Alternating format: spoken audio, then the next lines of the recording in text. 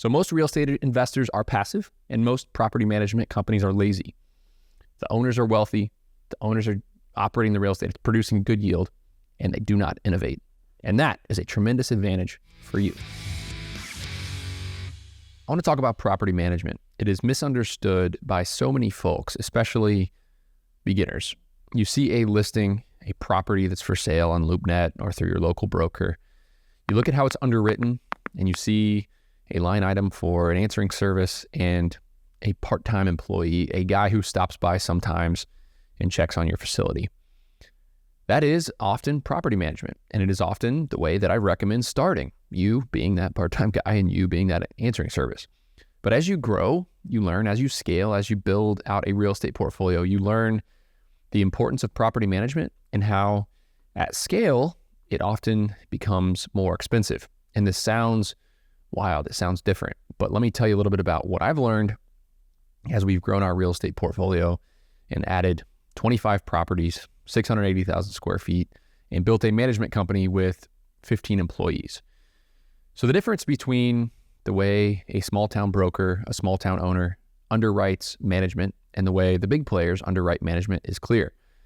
Because management is not necessarily a part-time phone answering service and a guy who goes out to the facility. True property management is a full-on business. Property management is a third party, oftentimes kept in-house, meaning it's a third party, but I manage it. I own that company with my partner, Dan. True property management is a full-on business in and of itself, and it does everything to do with managing a property so that the owner, so that the investors, so that the people who own a real estate piece of real estate simply sit back and collect checks. They make it truly passive for the owner. And it's never truly passive. You need to check on your management company. You need to open your emails. You need to read your reports. You need to stop by your property sometime. However involved you want to be, it's up to you. But true property management and my property management company makes the real estate passive for our investors, meaning they do nothing. They get their tax returns. They check their email once a quarter or once a month, however often they want, to keep an eye on the property. An example of this.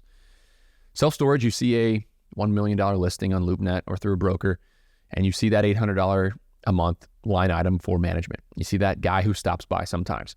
But the big players, if you were to hire CubeSmart, Public Storage, Extra Space Storage, some of the best operators in what I do in the storage business, you see 5% of gross revenue and oftentimes a minimum of $2,500 a month. You see a $299 to $499 after-hours call service. You see $80,000 of budgeted on-site labor. You see an insurance split. You see a $30,000 setup fee. You see a branding fee. You see all these different line items that make the management truly passive. They take over a property. They charge you a $30,000 fee to set it up. And this big player is rewarded handsomely for doing their job.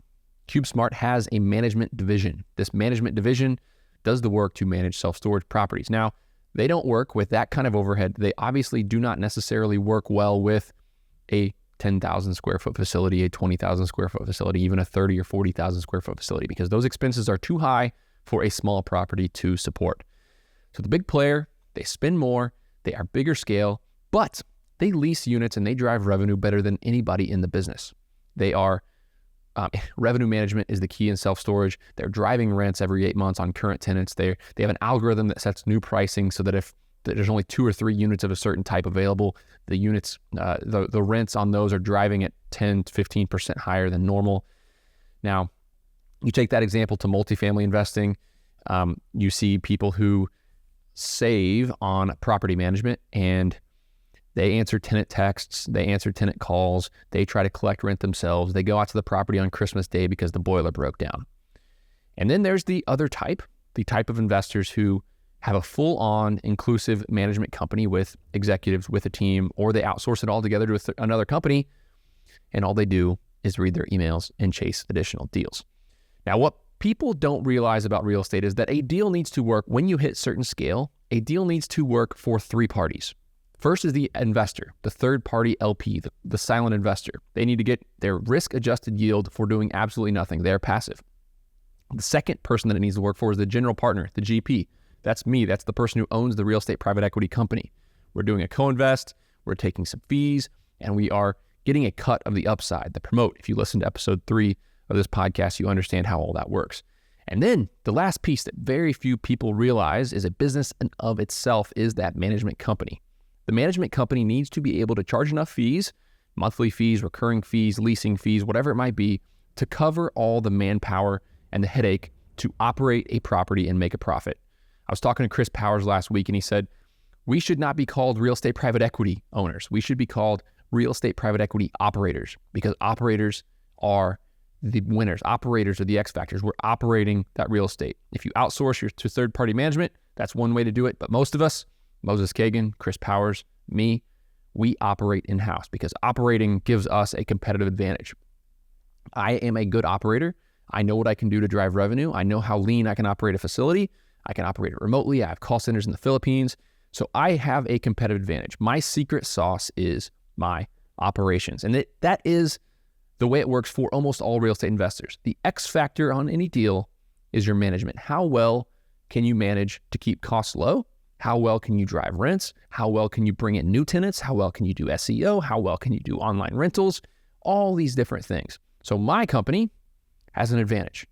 Bolt Storage and me and Dan, we can underwrite a property, and we know that with the same amount of square footage in the same town, we can do double the revenue that another operator might be able to do. We answer the phones, we run ads, we keep the place clean, we have an optimized website. We are the ones that recruit and train and hire all the employees. We're overseeing the vendors on site. There's 6 vendors at each of our properties, from gate to lawn care to snow removal to pest control to overhead door companies, all these different vendors that need to do work when something goes wrong. The management company does it all.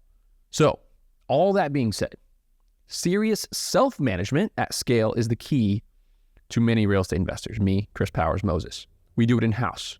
We are operators. We are small business owners. And that's why so much of this real estate podcast is not only about financing deals, doing deals, passive deals. It is about running a business, marketing, hiring, training, firing. That's why my past and my pickup and delivery storage company is so valuable to what I do now. So lucky for you, and I'm going to tell you the good news, is that management companies are lazy. Property management companies are lazy. Moses Kagan reached out to me originally because he saw such a hole in the way most people in property management do that business. Property management is weak. If you don't drive revenue year over year, you can be leaving millions of dollars on the table. You show me a real estate property, a random real estate property in some town in America, I'll show you somebody who's undercharging, underutilizing, overspending, and doing things like 5 to 10 years ago, when the technology stack, the opportunities are totally changed today. So most real estate investors are passive, and most property management companies are lazy. The owners are wealthy, the owners are operating the real estate, it's producing good yield, and they do not innovate. And that is a tremendous advantage for you. Big news, guys. I created a free PDF that details my method on how I analyze a self-storage facility and figure out what it's worth. Give me a pen, the back of a napkin, and a couple metrics, and I can figure out about what the property is going to be worth to me. If you want to download this PDF, click in the show notes, the first link, and you can give me your email address, and you get a email right away with 4-page PDF that outlines exactly how I think about underwriting or giving my initial analysis on a self-storage facility. Again, click the link in the show notes, and you're going to get that document for free.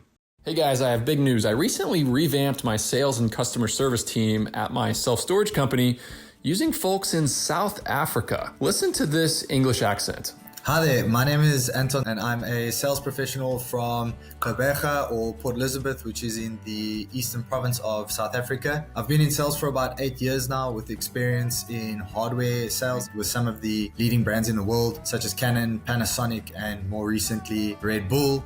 Okay, now the surprising part. The person you just listened to is available for hire right now, and they're asking $9 an hour. If you want an introduction, if you want to hire this person into your business or at least interview them, send me an email, nick@sweatystartup.com, and I can make an introduction and offer you $1,000 off the recruiting fee. nick@sweatystartup.com.